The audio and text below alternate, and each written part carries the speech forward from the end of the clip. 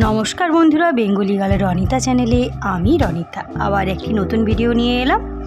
অনেক দিন পরে এলাম, নতুন ভিডিও তো নিয়ে এলাম কিন্তু অনেক দিন পরে এলাম, তাই না? আসলে মন মেজাজ ভালো না থাকলে না ভিডিও করা থাকে, অনেক ভিডিওই করা থাকে আমার, বাট ভিডিওটা এডিট করতে ইচ্ছা হয় না। এবার আপনারা ভাবছেন এ তো রিলস প্রতিদিনই ছাড়ছে, বাট ভিডিও এডিট করতে কী প্রবলেম? অ্যাকচুয়ালি রিলসে তো বাড়িতে যা রান্না হচ্ছে ওইগুলোই আমি তৈরি করে গান দিয়ে দিচ্ছি, কিন্তু আমি যখন ব্লগগুলো দিই তখন তো ভয়েসটা অ্যাড করি। তো সেই ভয়েসটা অ্যাড করার জন্য তো একটা টাইম লাগে, তারপরে মুডের উপরেও আমার ডিপেন্ড করে। কারণ আমার মুড ভালো না থাকলে, আমার মন ভালো না থাকলে আমি কিন্তু ভিডিও এডিটও করতে ইচ্ছে হয় না, করি না, প্লাস ভিডিও ছাড়তেও আমার ইচ্ছে হয় না। তো মন মেজাজ কদিন ধরে খুবই খারাপ ছিল, তাই ভিডিও এডিটও করিনি, ভিডিও ছাড়া হয়নি। তার জন্য আপনারা আমাকে ক্ষমা করবেন। আসলে মাঝে মাঝে সময় এমন যায় না, সবার জীবনে এরকম সময় যায় যে তখন কিছুই ভালো লাগে না, তাই না? ঠিক বলেছি তো? তো আমারও ওই রকম অবস্থা। আর আজকে বাড়িতে তেমন কেউ নেই, আমি আছি, আমার হাজব্যান্ড আছে, আমার দেওর আছে, আর শ্বশুরমশাই আছে।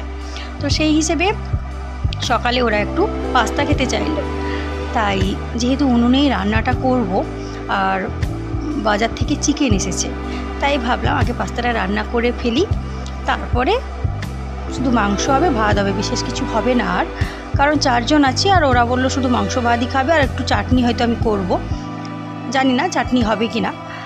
তো সেই হিসেবে প্রথমে পাস্তাটা করে নিলাম, তারপরে রান্নাটা বসিয়ে দেব, কারণ পাস্তা খেতে খেতেই রান্নাটা বসিয়ে দেব।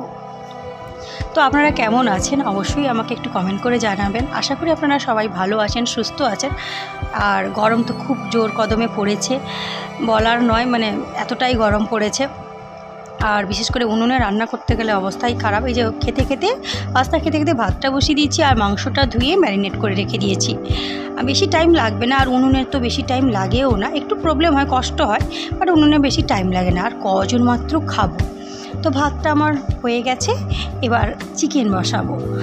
আর আমি একটা কথা বলি, সবার লাইফে তো বললামই, সবার লাইফে প্রবলেমই থাকে, আমার লাইফেও প্রবলেম চলছে বা চলবে, আপনাদের লাইফে মানে সবার লাইফে কিছু না কিছু প্রবলেম আছেই। এবার কিছু করার নেই, মাঝে মাঝে এই জন্য আমি একটু পালিয়ে বেড়াই, ভিডিও ছাড়া হয় না। তো আপনারা ভাবছেন চ্যানেল খুলে রেখেছে অথচ ভিডিও না ছাড়লে হয়?